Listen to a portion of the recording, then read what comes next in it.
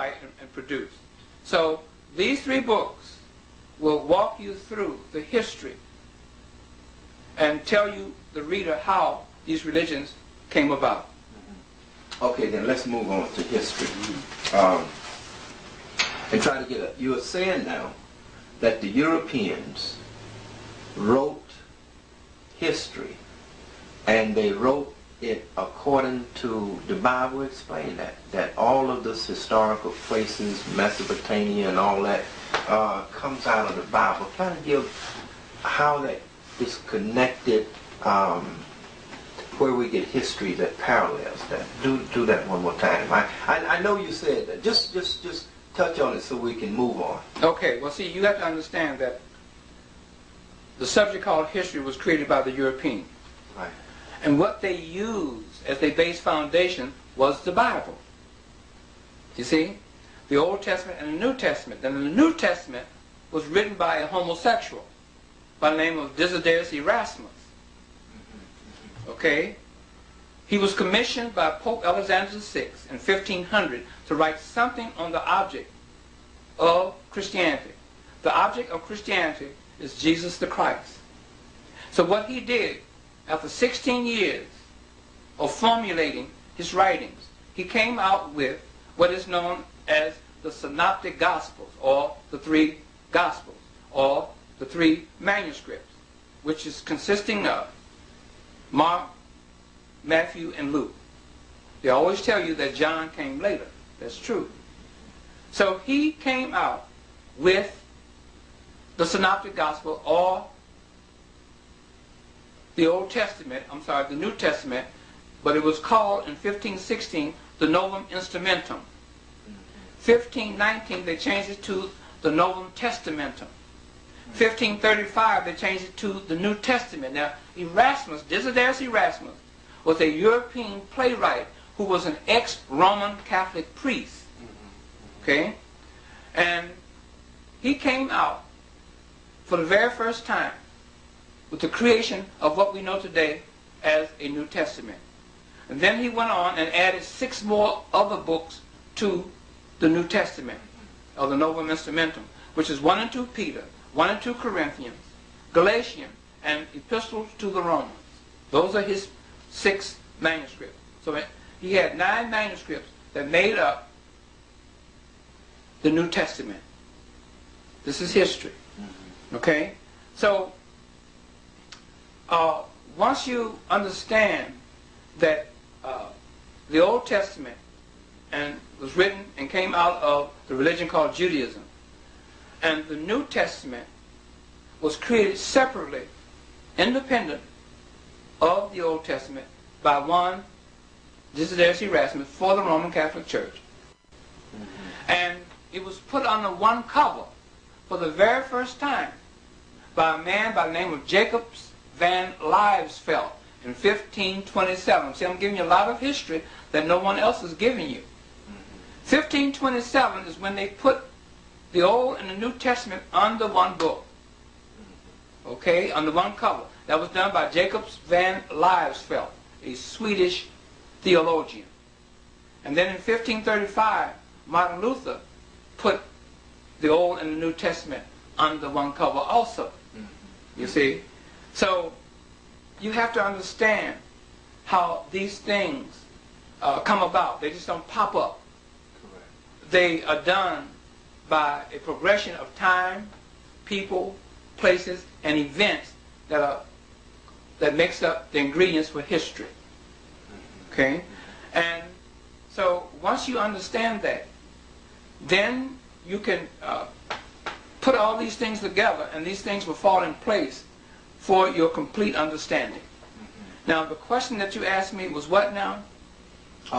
Christianity. I wanted to know how far Christianity goes back and how it kind of evolved, and its connection with Hebrew or the Jews. Because there was a Christian, there was the Crusades, etc. And so there had to be a form of a religion, but it didn't have to be, as you say.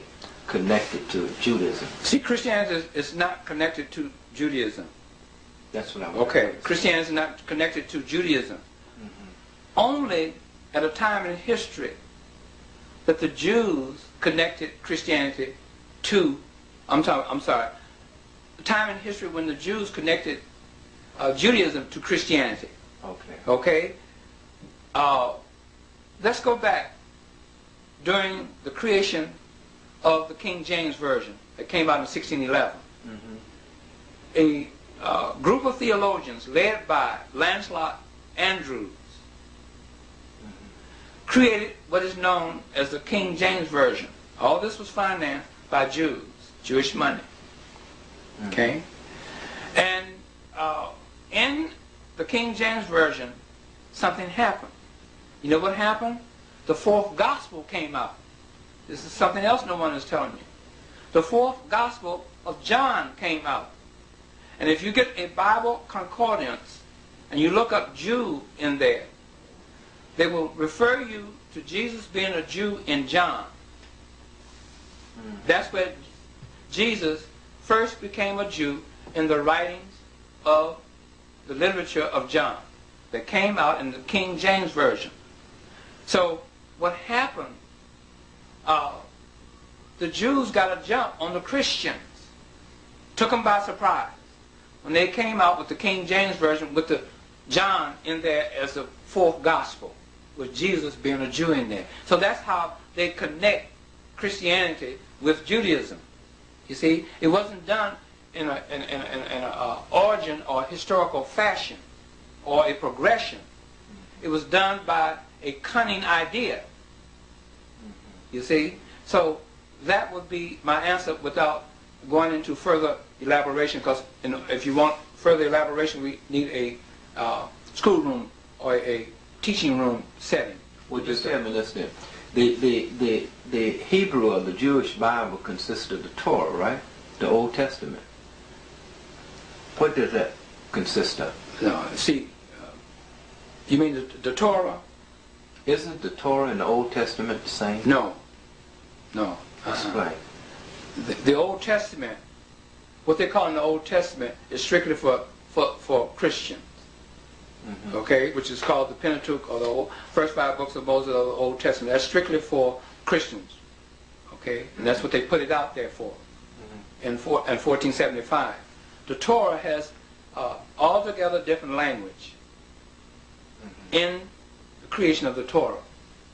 This Torah was created for the very first time by one Solomon Bar Isaac, today called Rashi, who created what is known as the Sefer HaYasa literature, and I explained what Sefer HaYasa literature was all about.